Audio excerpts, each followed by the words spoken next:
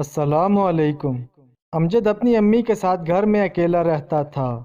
اس کی ماں بار بار یہی اصرار کرتی کہ میرے مرنے سے پہلے شادی کر لو، ورنہ میرے بعد تمہارا کون خیال رکھے گا۔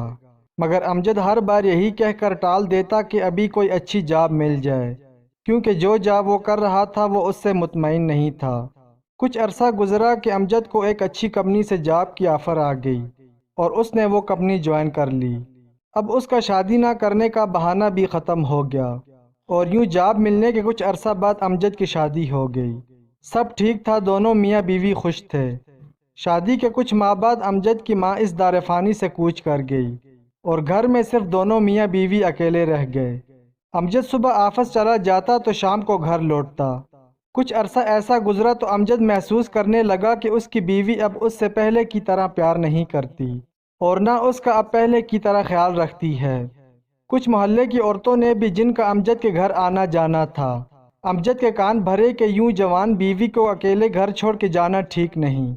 امجد ان سب باتوں کی وجہ سے پریشان رہنے لگا۔ آخر وہ صرف شک کی بنا پر اپنی بیوی کو کچھ کہہ بھی نہیں سکتا تھا اور نہ کچھ پوچھ سکتا تھا۔ ایک دن اس نے فیصلہ کیا کہ گھر میں خفیہ کیمرے لگا کر دیکھے گا کہ اس کی بیوی سارا دن گھر میں کیا کرتی ہے اور کوئی اس سے ملنے آتا ہے یا نہیں۔ ایک دن اس نے بیوی کو اس کے میکے بھیج دیا اور سارے گھر میں خفیہ کیمرے لگا دیے۔ اب امجد روزانہ ان کیمروں کو دیکھتا کہ اس کی بیوی سارا دن گھر میں کیا کرتی ہے، کوئی اس سے ملنے آتا ہے یا وہ کسی کے پاس جاتی ہے۔ بلکہ جو کچھ امجد نے دیکھا وہ سب اس کی سوچ سے الگ تھا۔ اس کی بیوی کا سارا وقت گھر کے کاموں کے بعد صرف نماز پڑھنے اور قرآن پاک کی تلاوت میں گزرتا۔ وہ ایک نیک اور پارسا بیوی تھی۔ امجد کو یہ سب دیکھ کر بہت حیرت اور شرمندگی ہوئی کہ وہ کیا سوچتا رہا اور حقیقت کیا تھی۔ وہ اپنی بیوی سے بہت شرمندہ تھا۔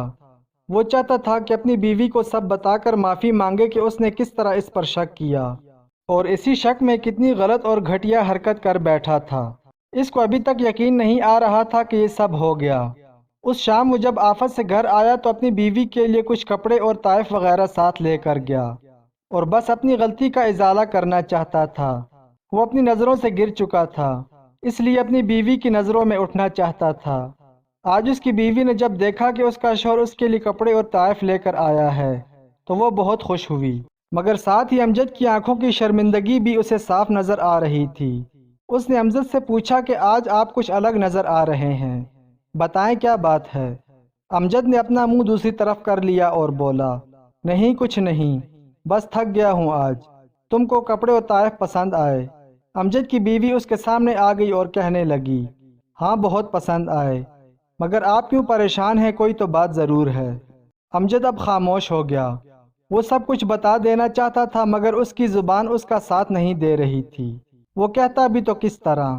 آخر امجد سے رہا نہ گیا تو بولا، اگر مجھ سے کوئی بہت بڑی غلطی، کوئی بہت بڑا گناہ ہو جائے تو کیا تم مجھ کو معاف کر دو گی؟ امجد کی بیوی نے کہا، غلطی چاہے آپ نے جو بھی کی ہو میں آپ کو معاف کر دوں گی، مگر گناہ کے لیے آپ اللہ سے معافی مانگیں، وہی آپ کے گناہ کو معاف کر سکتے ہیں اور انشاءاللہ کر دیں گے۔ اپنی بیوی کی یہ بات سن کر امجد کی جان میں جان آئی۔ اس نے سوچا کہ وہ اپنی بیوی کو سب بتا دے، مگر پھر سوچا کہ یہ سب بتانے کے بعد شاید اس کی بیوی معاف تو کر دے گی، مگر کبھی اس کے ذہن سے یہ بات نکل نہیں پائے گی۔ اس سوچ کے دوران امجد کی بیوی بولی، آپ پریشان نہ ہوں، آپ نے جو غلطی کی ہے بتا دیں تاکہ دل کا بوجھ ہلکا ہو جائے، اور اگر بتانے کی ہمت نہیں ہو رہی تو نہ بتائیں، میں نے تو ویسے بھی آپ کو معاف کر دیا ہے تو غلطی جان کر کیا کروں گی۔ بس آپ پرسکون ہو جائیں اور اللہ سے معافی مانگ کر یقین رکھیں کہ وہ بھی سچے دل سے مانگی ہوئی معافی کو رد نہیں کرتا۔ امجد کے دل سے سارا بوجھ آہستہ آہستہ اترتا جا رہا تھا۔